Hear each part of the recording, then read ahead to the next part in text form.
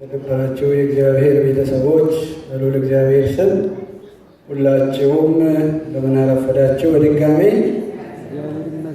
እንደምን አረፈዳችሁ። የቸርነት ባለቤት ልዑለ ባሕርይ ቅዱስ አምላካችን ይህችን ጊዜ ፈቅዶና ወዶ ስለሰጠን ክብርና ምስጋና ለእርሱ ይሁን።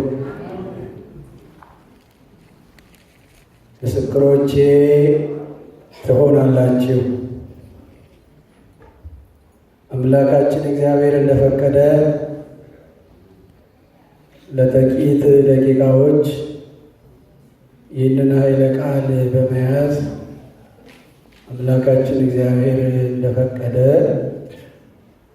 እንማማራለን። ዛሬ ዕለቱ ዕለተ ሰንበት ነው። ከሐሙስ ጀምሮ እስከ ዛሬው ያለው ዕለት ዕርገት የሚታሰብበት ወቅት፣ የጌታን ዕርገት በዓል የምናከብርበት ወቅት፣ ወደዚህ ምድር የመጣ ዓለምን ለማዳን ከሦስቱ አካላት አንዱ የሆነው እግዚአብሔር ወልድ በምድር ላይ የነበረውን ሥራውን ጨርሶ ያረገበት ጊዜ የምናስብበት ሰዓት ነው። ይልቁንም ደግሞ የጌታ አበይት በዓላት ከሚባሉ 9 በዓላቶች አሉ። ከእነሱ ውስጥ አንዱ ይህ ዛሬ እያሰብነው ያለው የዕርገት በዓል ነው። የዕርገት በዓል የጌታ በዓል ይባላል።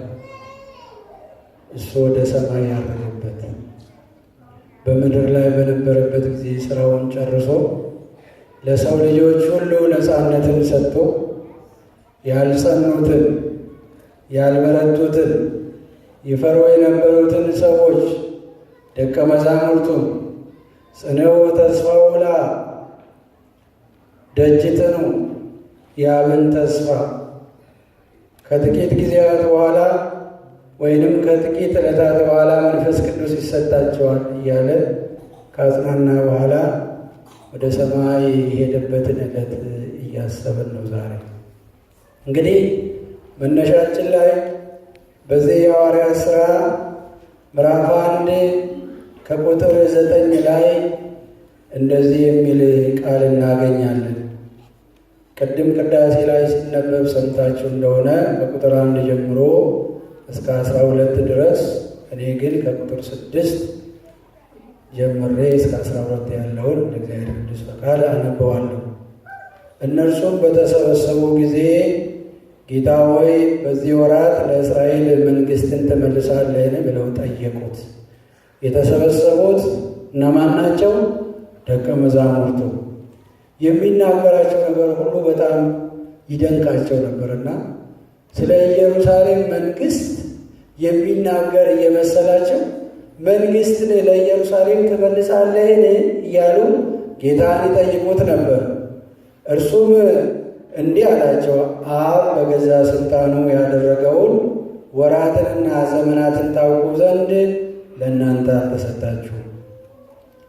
አዎ እግዚአብሔር አብ፣ በእግዚአብሔር አብ ውስጥ እግዚአብሔር ወልድ እንዳለ፣ በእግዚአብሔር ወልድና በእግዚአብሔር አብ ውስጥ እግዚአብሔር መንፈስ ቅዱስ እንዳለ፣ ከሦስቱ አካላት አንዱ የሆነው እግዚአብሔር ወልድ ስለ አብ ቢናገር እንዲሉ አባቶቻችን ስለ አብ ሲናገር ስለ ራሱ ተናገረ፣ ስለ መንፈስ ቅዱስም ቢናገር ስለ ራሱ ተናገረ። ለምን? እነዚህ ሦስቱ ህልዋን ሆነው አንድ ሆነው የሚኖሩ ስለሆነ፣ ተለያይተው ስራ የማይሰሩ ስለሆነ፣ በእነሱ መካከል ልዩነት ስለሆነ፣ ወልድ የሰራውን አብ ያውቃልና፣ አብ የሚያስበውን ወልድ ያውቃልና፣ ወልድ የሚያስበውን መንፈስ ቅዱስ ያውቃልና፣ አብ በአባትነት፣ ወልድ በቃልነት፣ መንፈስ ቅዱስ በእስትንፋስነት ሦስቱ አካላት አንድ ሆነው ይህንን ዓለም ፈጥረው ወደፊትም ስለሚሆነው ነገር ሁሉ ያውቃሉና አብ በገዛ ሥልጣኑ ያደረገው ይህንን ነገር ልታውቁ ለእናንተ አልተሰጣችሁም እያለ ጌታችንና አምላካችን መድኃኒታችን ኢየሱስ ክርስቶስ ይናገራቸው ነበር። ይህንን ካለም በኋላ ነገር ግን መንፈስ ቅዱስ በእናንተ ላይ በወረደ ጊዜ ኃይልን ትቀበላላችሁ። በጣም የሚገርም ቃል ነው። ኃይልን ትቀበላላችሁ ይላቸዋል። በኢየሩሳሌም፣ በይሁዳም ሁሉ፣ በሰማርያም እስከ ምድር ዳርቻ ድረስ ሁሉ ምስክሮቼ ትሆናላችሁ። ርዕሳችን ይሄ ነው፣ ምስክሮቼ ትሆናላችሁ። አዎ ደቀ መዛሙርቱ መንፈስ ቅዱስን ከተቀበላችሁ በኋላ ይፈሩ ነበረ። ደቀ መዛሙርቱ መንፈስ ቅዱስን እስከሚቀበሉበት ጊዜ ድረስ በእምነታቸው አይጸኑም ነበር። ለምን ቢሉ በሃይማኖታቸው ጠንካሮች ቢሆኑም ከጌታ እግር ስር ቁጭ ብለው የሚማሩ ቢሆኑ ገና አልጸኑም ነበርና የእግዚአብሔር መንፈስ በእነሱ ላይ አላረፈም ነበርና ፈራ ተባ ይሉ ስለነበረ መንፈስ ቅዱስን ስትቀበሉ ሁሉ ነገር ይሰጣችኋል፣ ሁሉን ነገር ታደርጋላችሁ። ስለዚህ የእኔ ምስክሮች ናቸው። ጽነው ተስፋው ለአዳም እስከዚያ ድረስ ግን ጸንታችሁ ቆዩ እያለ ኢየሱስ ክርስቶስ ይናገር ነበር። ለማን? ለደቀ መዛሙርቱ። እንግዲህ ምስክሮች ትሆናላችሁ የሚለው ቃል፣ ምስክር የሚለው ቃል በራሱ ምንድን ነው? አንዳንድ ጊዜ ዝም ብለን እንደ ተራ ነገር ሁል ጊዜ የምንናገረው ቃል ነው። በጣም የሚገርማቸው ሁሌ በተለያየ ምክንያት ከአንደበታችን የማይጠፋ ነው ምስክርነት የሚለውን ነገር። ግን አጠር አድርገን እንደው ምስክርነት የሚለውን አባቶቻችን የቀደሙት ስለ ምስክርነት እጅግ በጣም ሰፊ ትንታኔ ይሰጣሉ። ግን በጥቂቱ ዛሬ ለመመልከት ያክል ምስክርነት ምንድን ነው የሚለውን ነገር እንደው ባጭሩ እንደው በሶስት አይነት ምሳሌ መስለን ብናይ፣ አንደኛው ምስክርነት የሚለው ራሱ ቃል ኪዳን። ቃል ኪዳን በተለያየ መልኩ ሰዎች ቃል ኪዳን ያደርጋሉ። ቅዱሳን ከእግዚአብሔር ዘንድ በተለያየ መልኩ ቃል ኪዳንን ይቀበላሉ።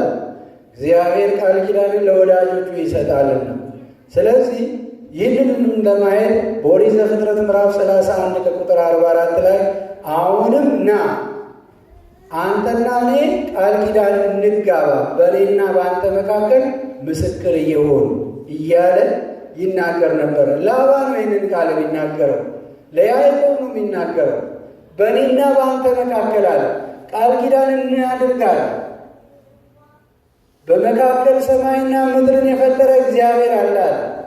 በእኔ ከብቶች መካከል፣ በአንተ ከብቶች መካከል፣ በእኔ እረኞች መካከል፣ በአንተ እረኞች መካከል ልዩነት እንዳይኖር፣ በመካከላችን ልዩነት እንዳይፈጠር ሕያው እግዚአብሔርን ይዘን ና እኔና አንተ እንነጋገር፣ ቃል ኪዳንም እንጋባ እያለ ይናገር ነበር። ቃል ኪዳኑ ምስክር እንዲሆን እያለ ከያዕቆብ ጋር ላባ ይነጋገር ነበር። ኢያሱም ስለዚህ ቃል እንዲህ ብሎ ተናግሯል። በመጽሐፈ ኢያሱ ምዕራፍ 24 ከቁጥር 27 ላይ እነሆ ይላል ኢያሱ የተናገረንን የእግዚአብሔርን ቃል ሁሉ ሰምቷልና ይህ ድንጋይ ይመሰክርብናል። እንግዲህ አምላካችሁን እንዳትክዱ ይህም ምስክር ይሆንባችኋል። ተመልከቱ፣ በጣም የሚገርም ቃል። ይህ ድንጋይ ይመሰክርብናል አለ። በቃ አምላካችሁን እንዳትክዱ አለ። ሰዎች እኛ አምላክን ብንክድ፣ ስለ አምላክ መመስከር ባንችል እነዚህ ድንጋይም ተነስተው ይፈርዱብናል፣ ይመሰክሩብናል፣ በእግዚአብሔር ፊት ወቀሳን ያቀርቡብናል እያለ ኢያሱ ይናገር ነበረ። ስለምን? ስለ ምስክርነት በአጭሩ ስናል። ሁለተኛው ሰው ራሱ እውነተኛ ምስክር ሊሆን ይገባል። ሰው እውነተኛ ምስክር። ዛሬ በዓለም ላይ እውነተኛ ምስክር እየጠፋ ሐሰተኛ ምስክር እየበዛ እውነት ወደ ሐሰት እየተለወጠ ሐሰት ደግሞ ወደ እውነት እየተለወጠ ዓለም ሰላም አጣች።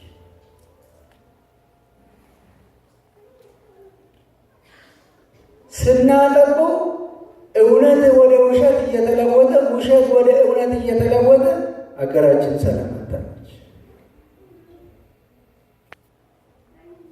ስናጠበውና ወደ ራሳችን ስናመጣ ደግሞ ሐሰት እውነት እየሆነ እውነት ደግሞ ሐሰት እየሆነ እየተመሰከረ በክርስቲያኖች መካከል ሰላም ጠፍቷል።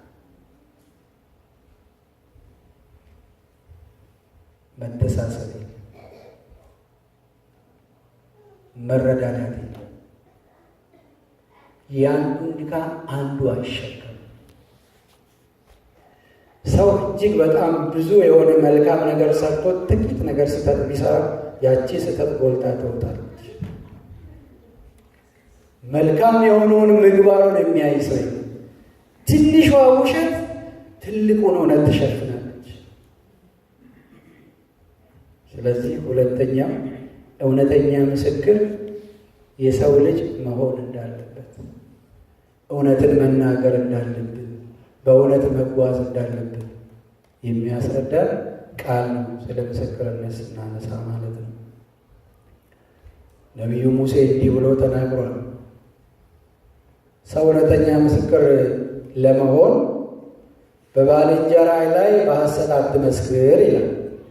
የባልንጀራህን ሚስት አትመኝ። ከባድ ቃል።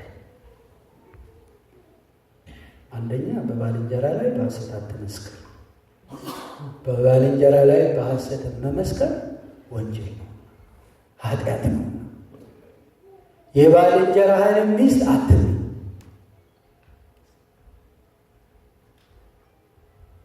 በራስ ላይ እንዲሆንብህ የማትፈልገውን ነገር በሌላው ሰው ላይ አታድርግ። ከአንተ ውጭ የሆነ ሰው ሚስትህን ቢመኝብህ ይከፋል፣ ትናደዳለህ። አንተ ይህንን የምታደርግ ከሆነ ወደ ባልንጀራ ሚስት አትመልከት።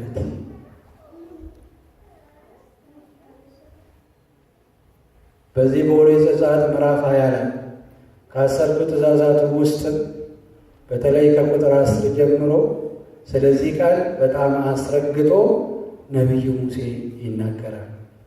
ሶስተኛው ምዕመናን የክርስቶስ ምስክሮች ናቸው። የማን ምስክሮች? የክርስቶስ የእግዚአብሔር ምስክሮች ነን። ሁላችንም ካህን ያልሆነ፣ የተማረ ያልተማረ፣ አዋቂ አላዋቂ ሳይሆን እግዚአብሔርን የሚያምን በሕጉ የሚል ሁሉ ለክርስቶስ ምስክር መሆን ይቻላል። ምክንያቱም እንዲህ ተብሎ ተጽፏልና በማቴዎስ ወንጌል በምዕራፍ 10 ከቁጥር 32 ላይ እንደዚህ የሚል ቃል እናገኛለን። በሰው ፊት ለሚክደኝ ሁሉ እኔም ደግሞ በሰማይ ባለው በአባቴ ፊት እክደዋለሁ። በሰው ፊት ለሚመሰክርልኝ ሁሉ እኔም ደግሞ በሰማይ ባለው በአባቴ ፊት ምን እላለሁ? እመሰክርለታለሁ። ራሱ ባለቤቱ ጌታችንና አምላካችን መድኃኒታችን ኢየሱስ ክርስቶስ ነው ይህንን ኃይለ ቃል የተናገረው።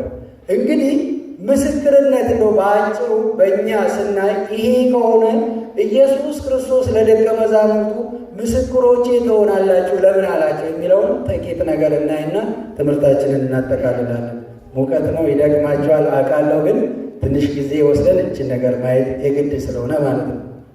እንግዲህ በኢየሩሳሌም በይሁዳም ሁሉ በሰማርያም እስከ ምድር ዳርቻ ድረስ ምስክሮቼ ትሆናላችኋል።